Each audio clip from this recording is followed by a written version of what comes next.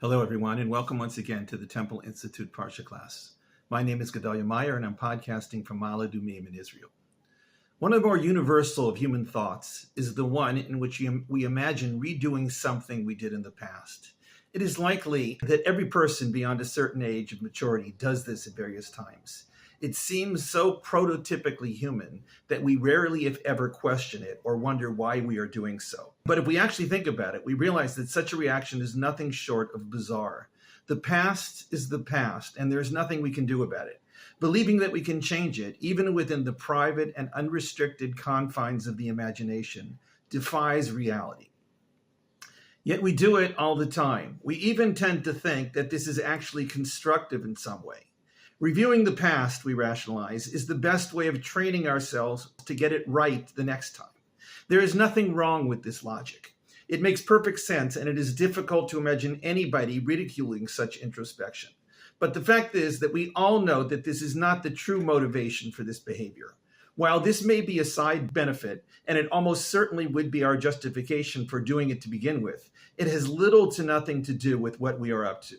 We are doing it because we really want to redo the past. We believe, even though we don't believe, that in some way we can change what we did and make things right.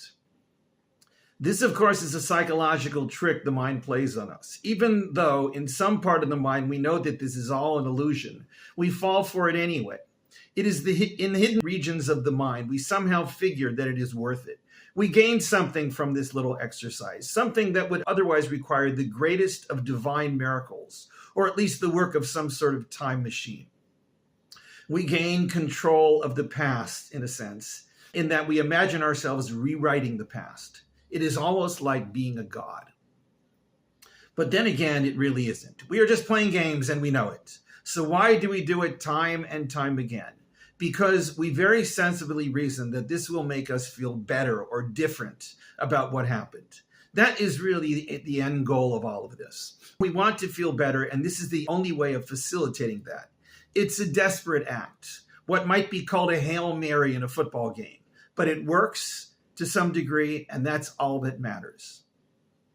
It's a good bet that human beings have been doing this since they first learned about the essential difference between the past and the present. While that may seem like such a basic distinction that it would be impossible to not realize it, the fact is that it isn't so simple. It is a good bet that no animals understand this fundamental fact of reality. It is almost as good a bet that little children don't really get it until they reach a certain age. The fact is that we are all a bit vague on this point, as proven by this odd attempt with manipulating the past that we all do.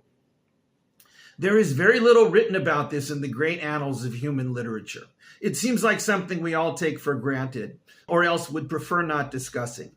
But it's about as common as blowing one's nose or planning one's day. Even great texts like the Bible have very little to say about it. Perhaps the Bible recognized that such behavior was pretty useless. But then again, it is pretty useful, as we all do it with great regularity.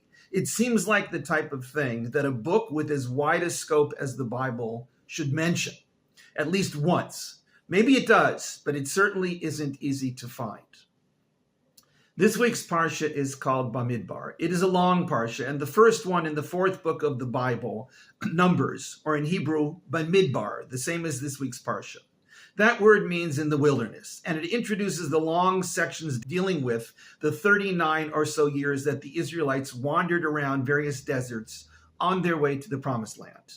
This first parsha consists almost entirely of a description of the tribes of Israel, both their layout as they marched in their journeys, in some sort of formation, and in terms of the population of each one. In other words, this parsha is really a long census, the first of two in this book, which is why it is called Numbers. There is not much else that happens in this parsha other than these counts and other descriptions. There is virtually no narrative to speak of. It is a bit strange to the modern mind that hopes for something dramatic or emotional to happen, to have to wade through all these numbers.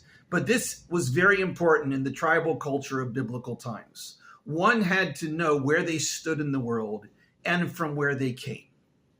It happens that this week and this coming week have a lot going on in addition to the Parsha. Many Jews around the world, and plenty in Israel, celebrated Yom Yerushalayim, Jerusalem Day. It is a celebration of the miraculous uniting of the city of Jerusalem, one of the oldest continuously inhabited cities in the world, under Jewish control for the first time in about 2,000 years. That type of thing doesn't happen every day or year or century. In fact, considering the fact that for most of that 2,000 years, the city was more or less a backwater or even mostly a ruin, it has never happened in all of human history. There has never been a case of a city serving as the center of a culture or a religion, which after having been lost to that culture for the unheard of time of 2 millennia, going back to its former citizens to reshape and to reform it in the image that they want. This is the reason that Jerusalem is a product of both the past and the present, and to some degree of the future. It lies on the cusp of fate and dreams, a product of the waves of the world and of the visions the human mind can create of what could be. It also happens that this coming week is the holiday of Shavuot. This is the third of the 3 pilgrimage festivals, along with Pesach and Sukkot. This one tends to be forgotten, being as it only lasts for 1 day according to biblical sources. To this day, it is a 24-hour holiday, unlike Pesach and Sukkot, which last a week or 8 days. But Shavuot is still Shavuot, the fast of weeks, which is what the word means. It is the culmination of the count of 7 weeks from Pesach. It is a harvest festival like all the biblical holidays, but it also commemorates a great event in Israelite and Jewish history. Although the Torah does not underscore this point, Jewish tradition has always associated Shavuot with the giving of the 10 Commandments on Mount Sinai. The dates, according to the biblical reckoning, work out almost exactly. So this is what Shavuot has come to celebrate. Many people study Torah all night long, trying to recapture some of the experience of being there at the foot of the mountain. In addition, a very treasured short book of the Bible is read on Shavuot morning. This is the Book of Ruth, the story of a young woman who finds her path to becoming an Israelite deep in biblical times and ends up becoming the ancestress of no less than King David. The story is simple and seemingly devoid of deep philosophy or religious ramifications. It is about a woman named Naomi who leaves ancient Israel during a famine with her husband and 2 sons and moves to the neighboring land of Moab. Her husband dies there and her 2 sons marry 2 local girls. The sons die and Naomi decides to move back to Israel.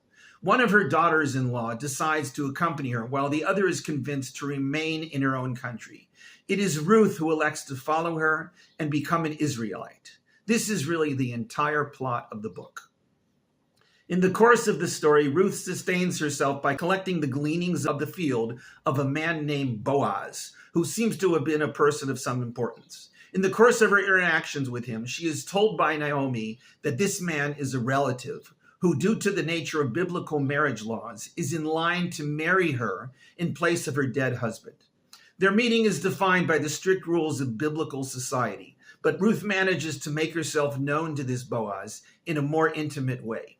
One thing leads to another, and Ruth finds herself married to this man and a full Israelite woman, with all the privileges and rights of a native. The story ends with her bearing a son, who, we are told, will become the ancestor of King David. That's basically it. There is nothing complicated or mysterious going on. While Jews have a tendency to look for deep philosophical or mystical implications behind everything in the Bible, in this case, they prefer to read it exactly as it is, a simple story that begins sadly and ends happily. There is no need to look for human meanings, since it all works out with the story understood exactly as it is told. One example of the simplicity of the story is that we are told at one point that Boaz invited Ruth to eat a small meal of bread dipped in vinegar. The book actually mentions something this trivial. It then says that she sat by the reapers and he handed her food and she ate and was more than satisfied. This is the end of this little part of the story. It doesn't seem to have any significance. The ancient rabbis, however, saw a great deal in this little incidental meal. They write that if Boaz would have known that his action in inviting Ruth to partake in the meal would ultimately be written in the Bible and enshrined there forever, he would have done things differently. He would have offered her a meal of finely cooked and spiced veal, worthy of someone who is destined to have a book of the Bible named after her. That's one of the many rabbinic takes on this verse, but it is quite illuminating. It says that had Boaz really thought about things, he would have done them differently. Of course, he didn't realize this unlikely destiny of this woman and the role this meal might have played in making it happen. But if he had, this is how he would have changed what he did. But the past cannot be changed. Boaz did what he did. He offered Ruth bread dipped in vinegar. It happens that this was enough to make things develop as they ultimately did. Would there have been any point in Boaz looking back later and wondering why he offered her such a paltry meal? Perhaps, but this is not what happened. He offered her bread dipped in vinegar, and this is what is recorded in the Bible forever. This is the way things happened, and all the retroactive second guessing in the world wouldn't make them happen differently. Whatever happened cannot be changed. We can wish we did it differently, but that is really water under the bridge. Perhaps the way that it did happen is really good enough for reality. After all, it is what led to the present state of things, which is really all that matters in the end. Shabbat Shalom and Chag Sameach.